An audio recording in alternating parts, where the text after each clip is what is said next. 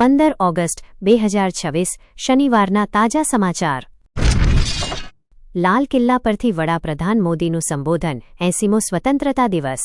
નવી દિલ્હી 15 ઓગસ્ટે દેશે 80મો સ્વતંત્રતા દિવસ ઉજવ્યો. લાલ કિલ્લા પરથી વડાપ્રધાન નરેન્દ્ર મોદીએ રાષ્ટ્રધ્વજ ફરકાવી દેશને સંબોધન કર્યું. સમારોહમાં સશસ્ત્ર દળોની હાજરી, દેશભક્તિ કાર્યક્રમો અને સુરક્ષાની કડક વ્યવસ્થા જોવા મળી. આ વર્ષે રાષ્ટ્રગીત સાથે વંદે માતરમના વિશેષ પ્રસ્તુતિ કાર્યક્રમને પણ મહત્વ મળ્યું. વડાપ્રધાને વિકાસ, આત્મનિર્ભરતા અને રાષ્ટ્રીય એકતાનો સંદેશ આપ્યો. ગુજરાતમાં ગ્રામ્ય આવાસ, રસ્તા અને પોષણ માટે મોટી જાહેરાતો. ગાંધીનગર મુખ્યમંત્રી ભૂપેન્દ્ર પટેલે સ્વતંત્રતા દિવસ નિમિત્તે ગ્રામ્ય વિકાસ માટે વિવિધ પહેલોની જાહેરાત કરી. તેમાં ગ્રામ્ય આવાસ, રસ્તા, પોષણ અને શિક્ષણ ક્ષેત્રે યોજનાઓને પ્રાથમિકતા આપવામાં આવી છે. સરકારનો ઉદ્દેશ ગામડાઓમાં મૂળભૂત સુવિધાઓ મજબૂત કરવાનો અને લોકોના જીવન સ્તરમાં સુધારો કરવાનો છે. સરકાર દ્વારા ગ્રામ્ય વિસ્તારોમાં રસ્તાઓના વિકાસ માટે 3,428 કરોડના આયોજન સહિત વિવિધ પગલાં જાહેર કરાયા છે. આણંદમાં ભવ્ય તિરંગા યાત્રા, 10,000થી વધુ લોકો જોડાયા. આણંદ સ્વતંત્રતા દિવસ નિમિત્તે આણંદમાં ભવ્ય તિરંગા યાત્રાનું આયોજન થયું, જેમાં 10,000થી વધુ નાગરિકો જોડાયા. ઉપમુખ્યમંત્રી હર્ષ સંઘવીએ યાત્રાનું નેતૃત્વ કર્યું. વિવિધ સમાજો, યુવાનો, વિદ્યાર્થીઓ અને સ્થાનિક નાગરિકોએ ઉત્સાહપૂર્વક ભાગ લીધો. યાત્રા દરમિયાન રાષ્ટ્રભક્તિ ગીતો અને દેશપ્રેમનો માહોલ જોવા મળ્યો. હર ઘર તિરંગા અભિયાન અંતર્ગત યોજાયેલી યાત્રાનો ઉદ્દેશ રાષ્ટ્રીય એકતા અને દેશપ્રેમની ભાવના મજબૂત કરવાનો રહ્યો. સુરત ડીસીપીની તાત્કાલિક બદલીનો હાઈકોર્ટનો આદેશ.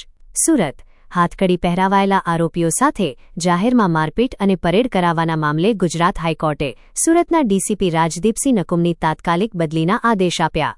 કોર્ટે નિષ્પક્ષ તપાસની જરૂરિયાત પર ભાર મૂક્યો અને અધિકારી એ જ પદ પર રહે તો તપાસ પ્રભાવિત થવાની શક્યતા દર્શાવી. સુઓ મોટો સુનાવણી દરમિયાન પોલીસ કામગીરી અંગે ગંભીર પ્રશ્નો ઉઠ્યા. કોર્ટની કાર્યવાહી પોલીસ જવાબદારી અને કાયદાના શાસન અંગે મહત્વપૂર્ણ સંદેશરૂપ બની છે. મિશન સાયબર રક્ષિકામાં 8 લોકોની ધરપકડ.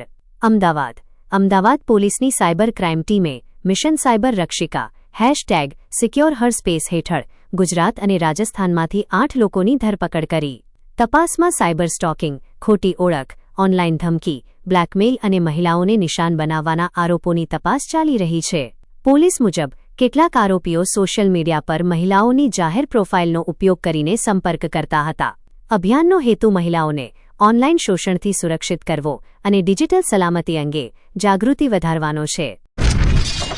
75 દિવસમાં ઈ-ચલણ નહીં ભરો તો વાહન સેવાઓ પર અસર. અમદાવાદ ગુજરાતમાં 12 ઓગસ્ટથી નવી જનરેશનની ઈ-ચલણ વ્યવસ્થા શરૂ થયા બાદ 75 દિવસ સુધી બાકી રહેલા ટ્રાફિક ઈ-ચલણ સામે કડક કાર્યવાહી થવાની શક્યતા છે. બાકી દંડ ન ભરનાર વાહન માલિકોને લાયસન્સ અને વાહન નોંધણી સંબંધિત કેટલીક સેવાઓમાં પ્રતિબંધનો સામનો કરવો પડી શકે છે. સિસ્ટમ પરિવહન પોર્ટલ સાથે જોડાઈને બાકી દંડની ચકાસણી કરશે. રાજ્ય પોલીસનો હેતુ નિયમ પાલન વધારવા અને દંડ વસૂલાતને વધુ અસરકારક બનાવવાનો છે. એસજીજીયુને ફાર્મસીની 100 બેઠકો માટે પીસીઆઈ મંજૂરી. ગાંધીનગર શ્રી ગોવિંદ ગુરુ યુનિવર્સિટીના ફાર્માસ્યુટિકલ સાયન્સ વિભાગને 2026થી 27 શૈક્ષણિક વર્ષ માટે ડિગ્રી ફાર્મસી અભ્યાસક્રમની 100 બેઠકોની મંજૂરી મળી છે. ફાર્મસી કાઉન્સિલ ઓફ ઇન્ડિયાની મંજૂરી બાદ વિભાગને એસીપીસીની પ્રવેશ પ્રક્રિયામાં સામેલ કરવામાં આવ્યો છે. આ નિર્ણયથી ગુજરાતના વિદ્યાર્થીઓને સરકારી સહાયિત સંસ્થામાં ફાર્મસી શિક્ષણની વધુ તક મળશે.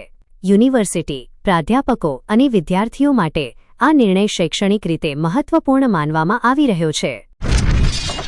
ગુજરાતની 17 દીવાદાંડીઓ હવે મેરીટાઈમ ટુરિઝમનું કેન્દ્ર બનશે. ગુજરાત રાજ્યની 17 ઐતિહાસિક દીવાદાંડીઓને આધુનિક પ્રવાસન સુવિધાઓથી સજ્જ કરી મેરીટાઈમ ટુરિઝમના આકર્ષણ તરીકે વિકસાવવામાં આવી રહી છે. અહીં પ્રવાસીઓ માટે ગાર્ડન, કાફેટેરિયા, ગેઝીબો, બાળકોના મનોરંજન વિસ્તાર, amphitheatre, light and sound show અને અન્ય સુવિધાઓ વિકસાવવામાં આવી છે. આ પહેલથી ગુજરાતના દરિયાઈ ઇતિહાસ, સંસ્કૃતિ અને નૌકાવહન વારસાને પ્રવાસન સાથે જોડવાનો પ્રયાસ થશે. સ્થાનિક રોજગાર અને વ્યવસાયોને પણ લાભ મળવાની શક્યતા છે. ઘેવરમાં વાળ મળતા ગ્વાલિયા સ્વીટ્સને 10,000નો દંડ.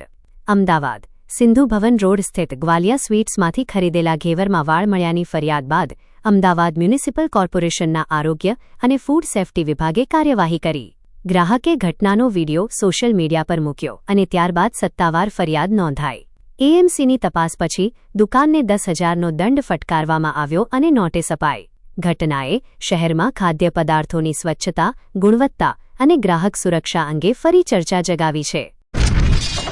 ગણપતિ ઉત્સવ માટે મુંબઈ ગુજરાત વચ્ચે વિશેષ ટ્રેન સેવા. મુંબઈ ગુજરાત ગણપતિ ઉત્સવ દરમિયાન મુસાફરોની વધતી ભીડને ધ્યાનમાં રાખીને પશ્ચિમ રેલવેએ મુંબઈ, ગુજરાત અને રત્નાગિરી વચ્ચે વધારાની વિશેષ ટ્રેન ટ્રિપ્સ જાહેર કરી છે. 15 ઓગસ્ટથી બુકિંગ શરૂ થવાની માહિતી આપવામાં આવી છે. વિશેષ સેવાઓનો હેતુ તહેવાર દરમિયાન મુસાફરોને વધારાની મુસાફરી સુવિધા આપવાનો અને નિયમિત ટ્રેનો પરનો ભાર ઘટાડવાનો છે.